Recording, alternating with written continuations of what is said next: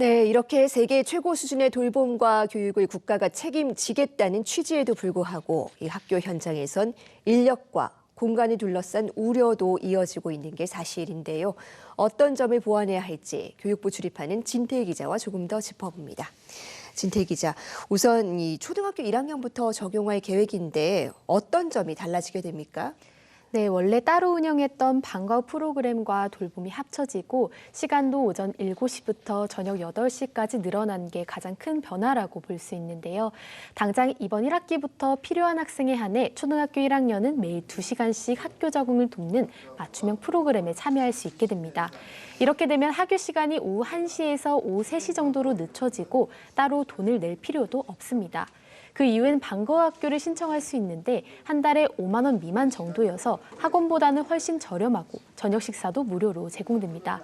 또 하나 큰 변화는 추첨이나 대기 시스템이 사라지게 되는 건데요. 그동안 정규 수업이 끝나면 돌봄을 받을 학생은 돌봄 교실, 그리고 방과 프로그램을 수강할 학생은 일반 교실이나 특별실로 이동을 했습니다.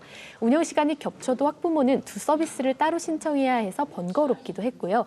돌봄 교실은 신청 자격이 제한된 데다 학기 초에 탈락하면 대기도 너무 길었던 문제가 있었습니다.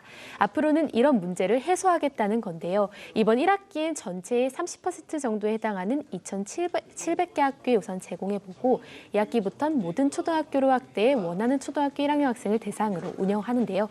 내년부터는 2학년으로, 내후년엔 모든 학생으로 늘봄학교 이용 대상을 점차 늘린다는 게 정부의 계획입니다. 1학기 늘봄학교 운영 학교 명단은 시도교육청별로 설 명절 전후에 발표될 계획입니다. 네, 늘봄학교는 또 국정과제 중에 하나입니다. 특히 윤석열 대통령도 오늘 이 전폭적인 지원을 약속하기도 했는데요. 이렇게 강조하는 이유가 뭘까요? 네, 저출생의 해법이 될 거라는 기대가 있습니다. 정부는 돌봄 공백과 비싼 사교육비가 저출생의 가장 큰 원인이라고 보는데요. 실제 많은 학부모들이 초등학교에 입학할 때 이른바 돌봄 절벽을 경험하게 됩니다. 보통 유치원과 어린이집은 보통 오후 4시 이후에 하원하지만 초등학교 1, 2학년은 오후 1시에 정규 수업이 끝나기 때문인데요. 맞벌이나 한부모 가정은 고민이 더 클 수밖에 없습니다. 실제 경력 단절 여성이 큰 폭으로 늘어나는 시기가 바로 자녀가 초등학교 1학년이 될 때입니다. 부모가 직장 생활을 유지하려면 이른바 학원 뺑뺑이에 의지할 수밖에 없게 되는데요. 퇴근 시간에 맞추려면 적어도 학원을 2~3개는 넣어야 하니까 결국 높은 사교육비로 이어지는 원인이 됩니다. 흔히 사교육하면 입시학원을 먼저 떠올리시겠지만 2020년 기준 전체 사교육비 26조 원 중 절반 가까이 되는 11조 9천억 원이 초등 사교육비였고 상당 비중이 돌봄 문제 때문에 발생했습니다. 상황이 이렇자 민생토론회의 주제를 늘봄학교로 잡고 저출생 위기의 해법이라면서 재정 지원을 강조한 것으로 보입니다. 학부모들의 관심도 굉장히 뜨거운데요. 올해 예비 수요조사에선 응답자의 83.6%가 늘봄학교에 참여하고 싶다고 답하기도 했습니다.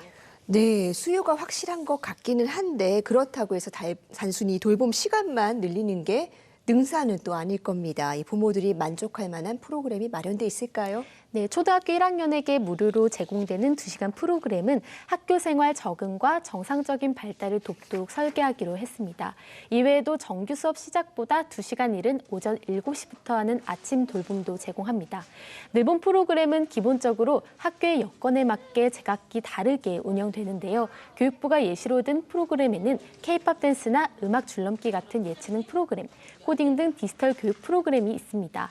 초등학교 고학년 경우엔 안전관리 하에 박물관이나 유적지를 탐방하거나 공연을 관람할 수 있도록 하고요. 또 한국야구위원회, 대한축구협회 같은 다양한 기관과 업무 협약을 맺어서 야구, 축구, 태권도를 프로 선수와 지도자들에게 직접 배우는 프로그램도 제공합니다. 실제로 지난해 늘봄학교를 시범 운영한 교육청 중에는 골프나 발레, 드론 코딩 등 다양한 프로그램을 운영한 사례가 있었고요. 그렇다면 과연 이렇게 다양한 프로그램을 모두 학교 안에서 할 수 있겠느냐는 질문이 나올 수도 있을 것 같습니다. 교실을 프로그램에 맞게 새로 리모델링하고 지역사회 인프라와도 연계하면서 공간의 제약을 극복하겠다고 설명했는데요. 예를 들어 초등학교 1학년 교실의 경우 바닥에 온도를 설치해 학생들이 자유롭게 활동할 수 있도록 바꾸고요. 학교 안 공간이 부족한 과밀과대학교나 소규모 학교는 거점형 늘봄지원센터나 대학, 아파트 단지, 도서관 복지 공간을 활용한다는 계획입니다. 이동 후에 따로 통학 차량도 제공할 계획입니다. 네, 취지는 좋은데 하지만 여전히 교사들의 반발도 이어지고 있다고요? 네, 그렇습니다. 그래서 정부는 일찌감치 교원과 분리된 돌봄 업무를 목표로 제시하고 전담 조직과 인력 확충을 약속했습니다. 정리된 표를 보시면 올해 1학기엔 기간제 교원 2,250명을 학교에 배치하고요. 2학기엔 늘봄 학교를 맡을 공무직을 6,000명 정도 채용해서 모든 늘봄 업무를 넘긴다는 구상입니다. 또 2학기엔 늘봄 지원실을 모든 학교에 새로 만드는데 실장은 올해까지 늘봄지원센터 소속 공무원과 교감이, 내년에는 지방공무원 약 2,500명을 순증에 배치하기로 했습니다. 늘봄 전담사는 공무직인 기존 돌봄 전담사 인력이 활용됩니다.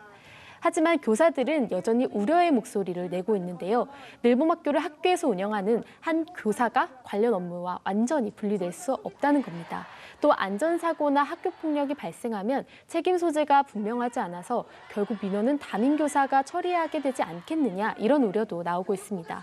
때문에 아예 지방자치단체로 돌봄 업무를 이관하고 업무 입력을 교육청에서 파견해달라는 요구까지 나오는데요. 교사노동조합 연맹은 학교가 인력 선발과 관리 업무 전체를 책임지는 형태로 부담을 줘선 안 된다고 목소리를 높였고요. 전국 교직원 노동조합은 설문조사 결과를 공개하며 교사 5,800여 명 중 97% 정도가 늘봄 지원실 설치에 반대한다고 밝혔습니다. 교육부는 교사들이 강제적으로 운영하게 되지 않도록 하는 것이 기본 원칙이라는 입장을 되풀이했습니다. 네, 여기에 더해서 이 늘어나는 돌봄을 맡게 될 행정 직원들은 또 다른 측면에서 우려를 제기하나 보죠? 네, 그렇습니다. 교원단체 반발을 의식해서 교사 업무를 배제하는 데만 집중하고 정작 고용지위가 불안정한 비정규직만 대규모로 양산하는 이유에서입니다. 또 늘봄학교 준비 기간이 충분하지 않은 상황에서 업무 범위나 인력 충원에 대한 구체적인 청사진이 없어서 혼란이 가중될 거라고 주장하는데요. 특히 기간제 교사를 구하기 쉽지 않아서 결국엔 늘봄 전담사에게 업무가 가중될 거라고 예상되고 있습니다. 벌써부터 일부 지역에선 구인난이 예상이 되고 있는데요. 이미 대도시 과밀 지역을 제외하면 기간제 교사를 구하기가 하늘의 별 따기인 상황이라 50, 60대 퇴직 교사들이 기간제 교사에 지원하는 상황까지 벌어지고 있는 겁니다. 늘봄 업무를 총괄하는 늘봄 지원 실장을 맡게 될 지방직 공무원들 역시 구체적인 인력 수급 계획이 부족한 상황이라고 얘기합니다. 교육부는 올해 2학기에는 모든 초등학교의 늘봄 전담 실무 인력을 1명 이상씩 배치해서 지방 공무원의 업무를 지금보다 늘리지 않겠다고 약속했고요.